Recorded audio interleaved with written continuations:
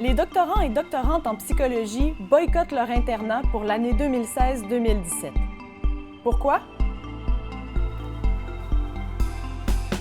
Ils et elles font pression pour être rémunérés pendant leur internat. L'internat, c'est 1600 heures de travail.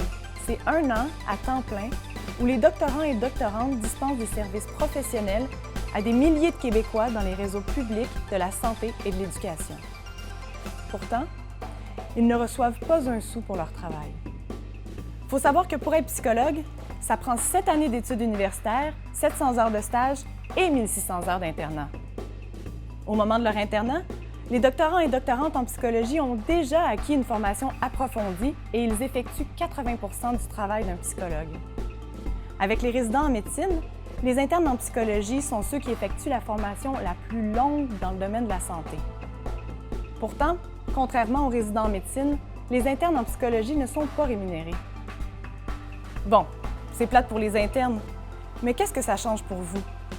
On estime qu'une personne sur 5 souffrira d'un trouble mental au cours de sa vie. Il a été démontré que la psychothérapie est aussi efficace et plus économique que la médication pour traiter plusieurs troubles psychologiques tels que l'anxiété et la dépression. De plus, il est reconnu que les effets de la psychothérapie sont plus durables et ce, sans effets secondaires.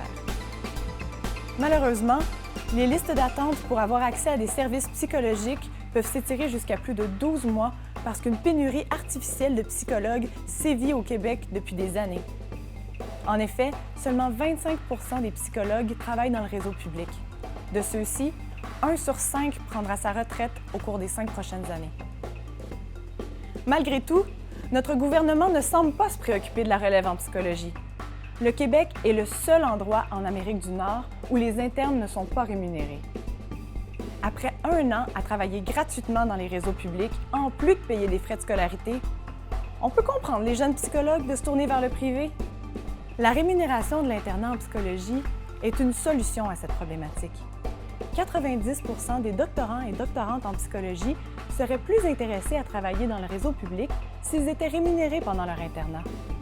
Tout le monde gagnerait à ce que les internes en psychologie soient rémunérés.